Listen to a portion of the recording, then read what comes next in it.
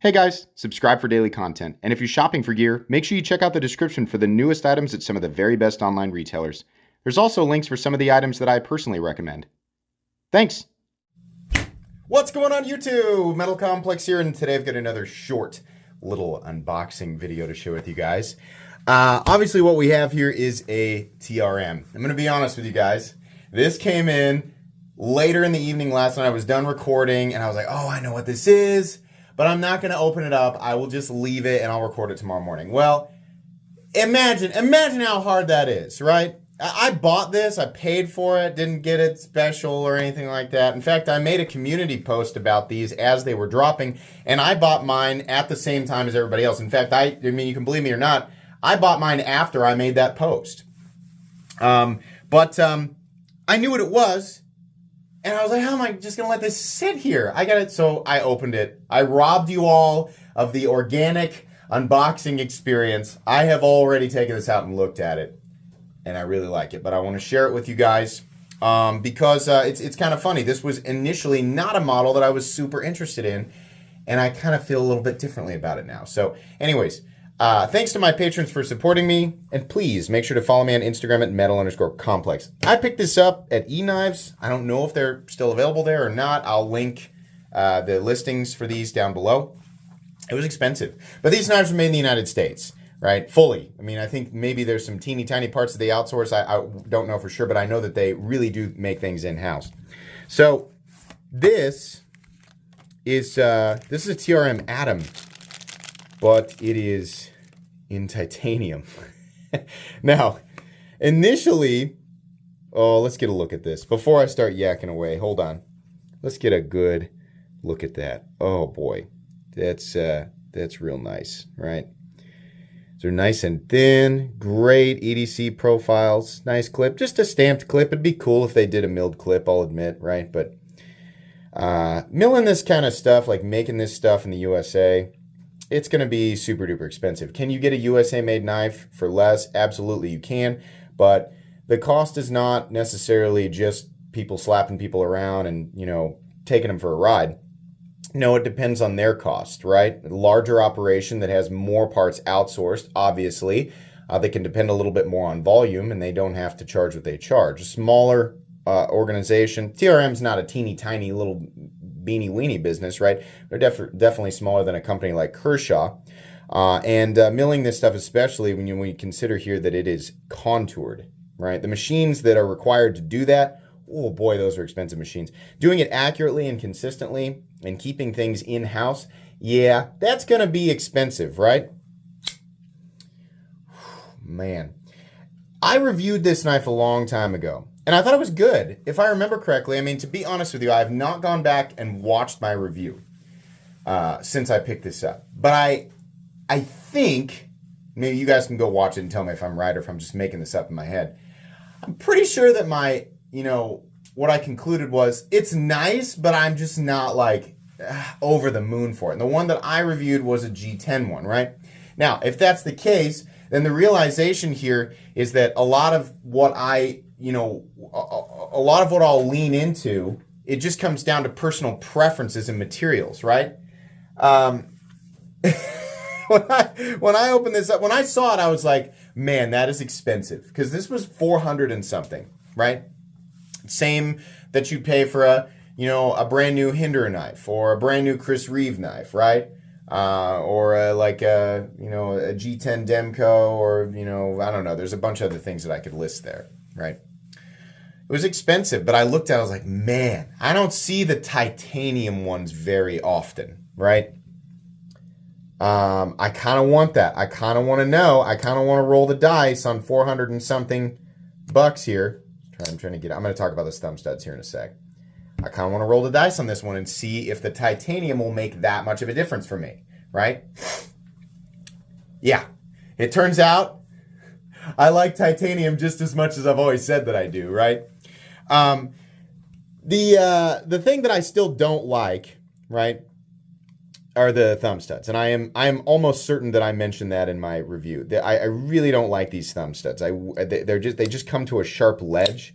Now they work, right? They're certainly functional. It makes it a little bit harder to do the reverse flick, and it just makes it, you know, kind of an uncomfortable deployment or a slippery, awkward deployment. But the build quality is very nice. The clip is pretty basic and stamped. I wish they'd mill it out on the left side for lefties here, but do they make a left version of it, right? A lefty version? I'm not really sure. I'm wondering if maybe this was almost a bug out similar experience where, like, the base version of the bug out I just didn't like because it didn't have that sort of caveman heft that I associate with quality, even though, like, I know that that's not true. Like, it's not like the heavier something is or the more solid it feels, the higher quality it is. Not all the time, right? It's not perfectly consistent. But the bug out was a similar story. I hated the initial one because it had those cheap feeling hollowed out FRN scales, and so I put some titanium scales on it, and I just all of a sudden enjoyed it way more, right? It's a lot more expensive to buy the titanium one, but this is an example of a knife that is kind of transformed for me because it is a good design. Like, the design itself is extremely functional. It's a nice, super lightweight, compact design. It's very premium, right? We got 20 CV, we got, you know, titanium. What I really like about this is that it's got an inset liner lock, right? I also really like that the blade is super duper thin. That makes it, you know, when we're actually, you know, trying to cut stuff or process material for a long period of time, it's a lot easier to drive a blade like that through something like cardboard or whatever you're cutting, right? Some dense material. But just having it in like, you know, the enthusiast collector in me, there's just certain elements that I appreciate that just make the whole thing feel more like what I want to spend a lot of money on. And I am really impressed with this milling. Let me zoom in here and see if I can really get like a nice close-up. Boy, yeah. I think this is just a product of, you know, milling it, but you can almost see that there are like lines within the lines. It's nice to the touch, right? It feels finished. That's another thing. It doesn't come to a sharp edge. It doesn't just come to like feeling like it's just an unfinished sharp edge. No, every last corner of this. The G10 ones I think are fine, and I don't think there's any reason not to enjoy them, right? But when titanium is milled really clean and the edges are all knocked down and there's attention, you know, paid to the little things like that, it just, the ball travels further. You know what I mean? Right? This is like knife enthusiast over justification 101. But I'm kind of feeling like this is creating a different experience for me, and maybe enjoying the model more really was as simple as just having it in a different material, right? Well, I'm sure that many of us have made similar choices.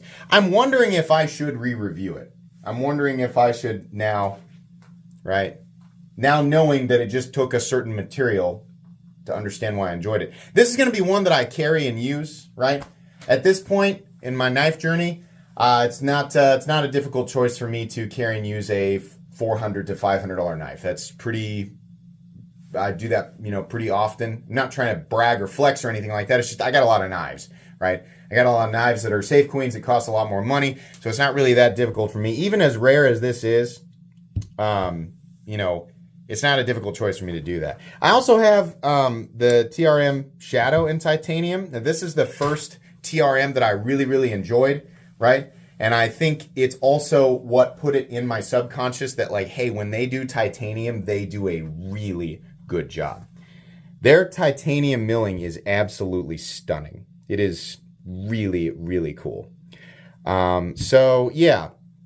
I'm going to be honest, the Shadow is more of a save queen. Those are, the titanium Shadows are extremely rare. I don't know if the titanium Atoms are the same, but, you know, I don't know. I love that it's a recessed liner lock. I love that it runs on washers as far as I know, and I like the general ergonomics and the general shape of it.